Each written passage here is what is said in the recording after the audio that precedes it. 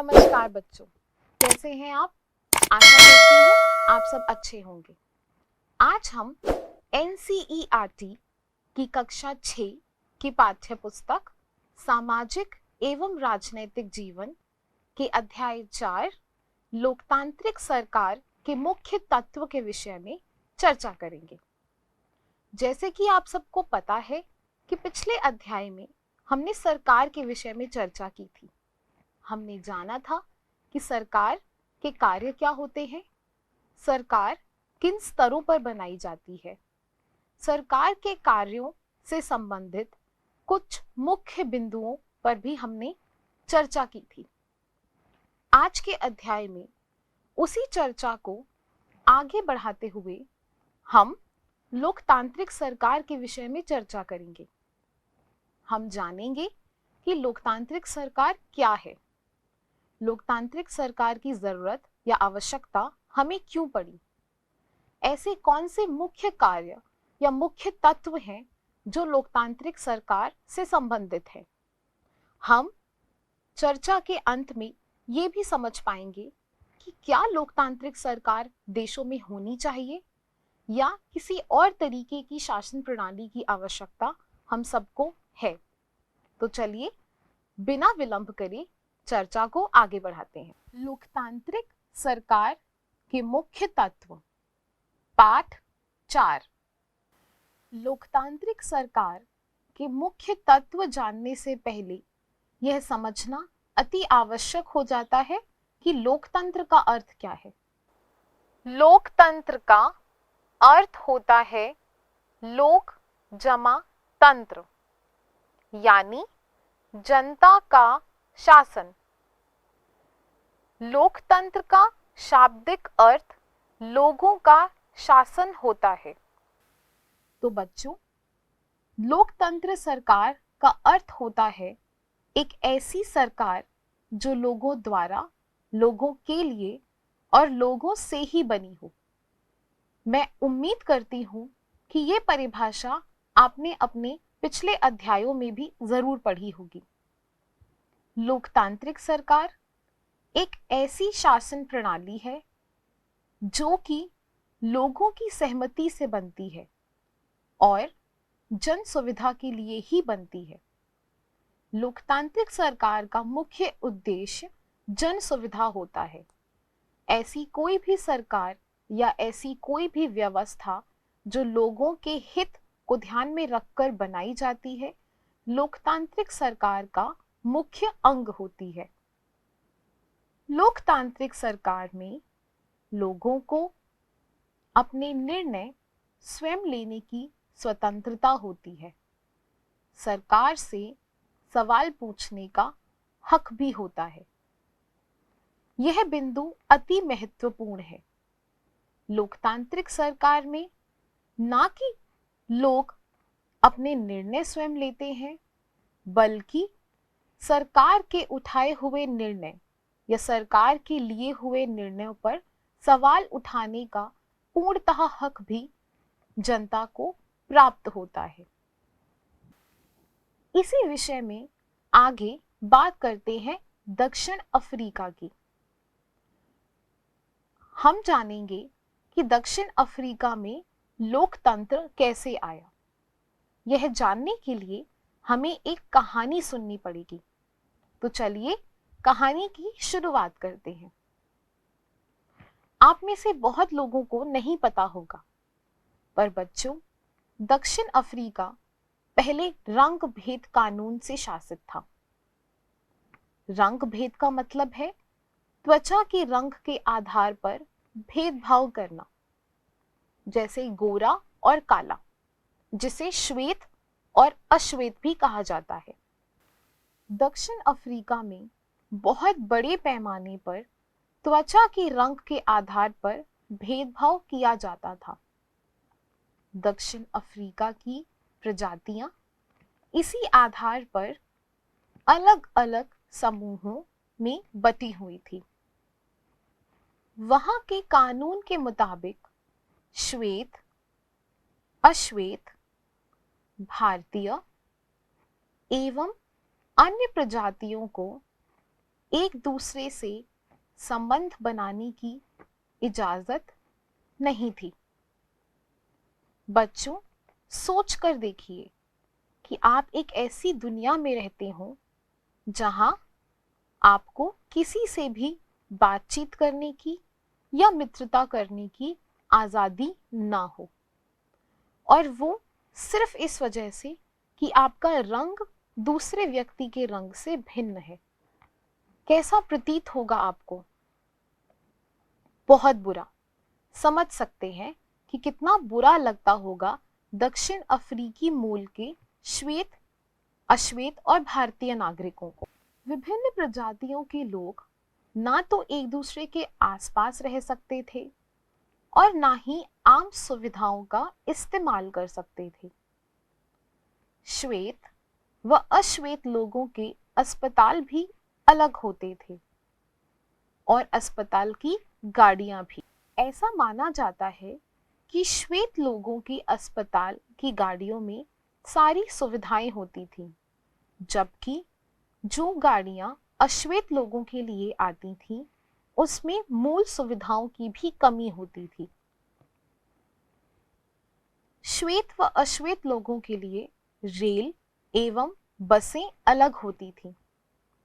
यहाँ तक कि श्वेत व अश्वेत लोगों के बस स्टैंड्स भी अलग होते थे। अश्वेत लोगों को वोट देने का अधिकार नहीं था और देश की सबसे अच्छी जमीन श्वेत लोगों के लिए आरक्षित थी। आप समझ सकते हैं कि कितनी भिन्नता दक्षिण अफ्रीका के नागरिकों को सहनी पड़ती थी। मूलतः रूप से अश्वेत नागरिकों को या भारतीय मूल के नागरिकों को उनके बस स्टैंड्स अलग थे, उनकी बसें अलग होती थी, अस्पताल में सुविधाएं नहीं, वोट देने का अधिकार नहीं।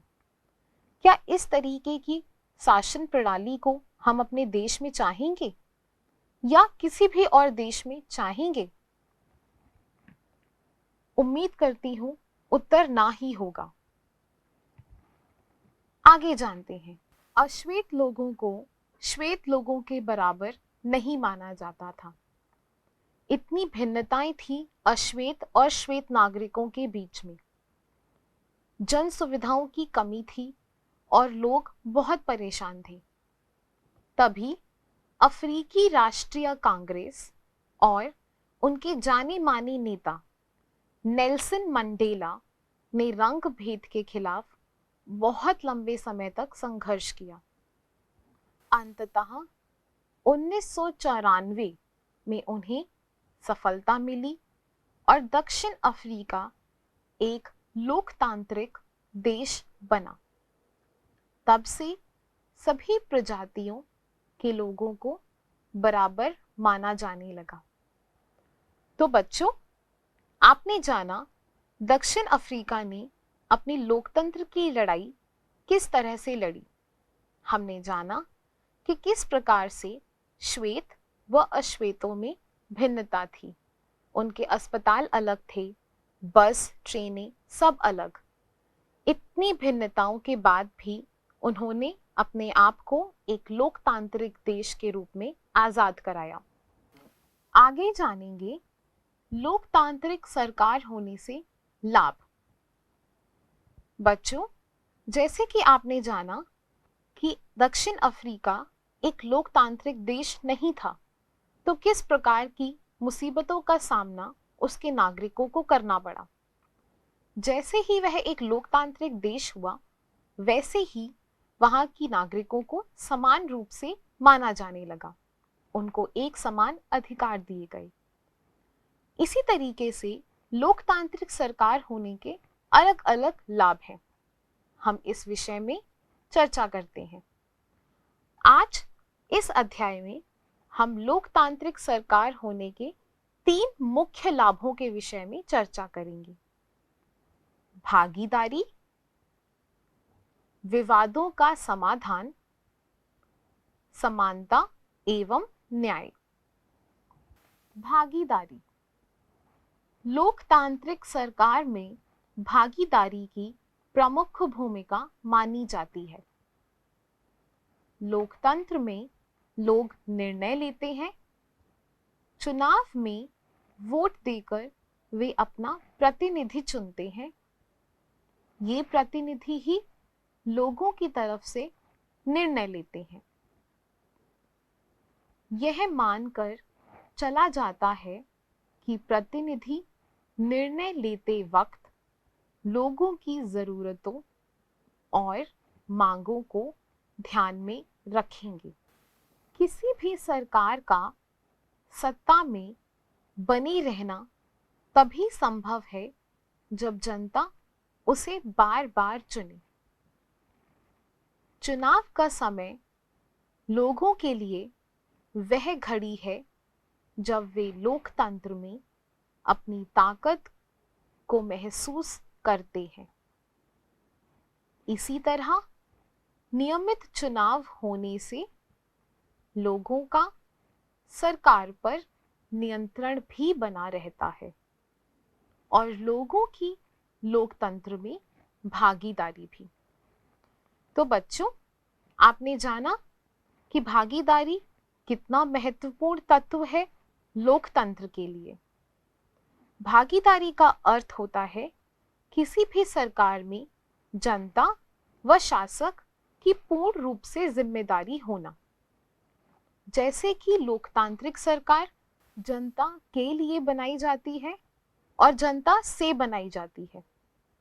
इसका अर्थ है कि जो भी प्रतिनिधि हमारे बीच में से चुनकर सरकार का हिस्सा बनता है, उसकी जिम्मेदारी होती है कि वह जनता के दुखों और तकलीफों का निवारण करे और सारे निर्णय उसी मुद्दे को ध्यान में रखकर लिए जाएं। भागीदारी के अन्य तरीके, सिर्फ अपना प्रतिनिधि चुनने का ही हक चुनाव में जनता को नहीं होता।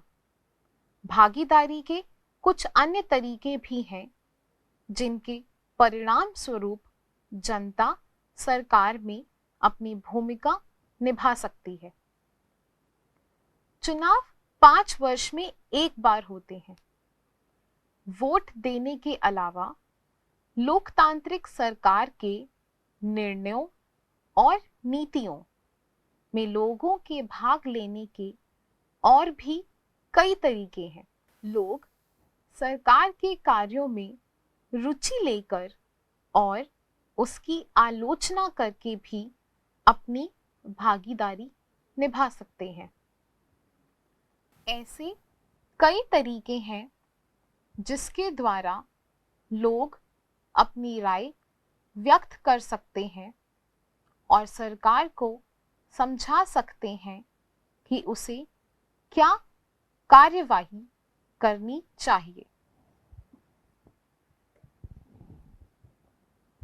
अखबार, पत्रिकाएं एवं टेलीविजन भी जनता से जुड़े मुद्दों और सरकार की जिम्मेदारियों पर चर्चा करने में महत्वपूर्ण भूमिका निभाते हैं। लोगों की भागीदारी का एक तरीका आंदोलन भी है, जिसके द्वारा जनता सरकार तक अपनी बात पहुंचा सकती है। अगर देश के लोग सजग हैं और इस बारे में रुचि लेते हैं कि देश कैसे चलाया जाए, तो देश का लोकतांत्रिक स्वरूप और भी मजबूत हो सकता है। तो बच्चों, हमने जाना कि भागीदारी के अन्य क्या तरीके हैं। अखबार, पत्रिकाएं, टेलीविजन, आंदोलन और सरकार की आलोचना ऐसे कई तरीकों में शामिल है जिसमें सरकार का भाग ना होते हुए भी जनता अपनी भागीदारी अच्छे से अदा कर सकती है। अब चर्चा करते हैं अगले मुख्य तत्व की तरफ, विवादों का समाधान।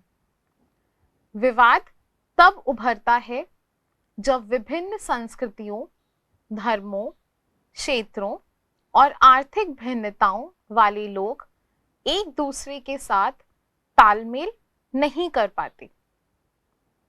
लोग अपने विवादों को खत्म करने के लिए हिंसात्मक तरीके भी अपनाते हैं, जिससे अन्य लोगों में भय और असुरक्षा की भावना बनी रहती है।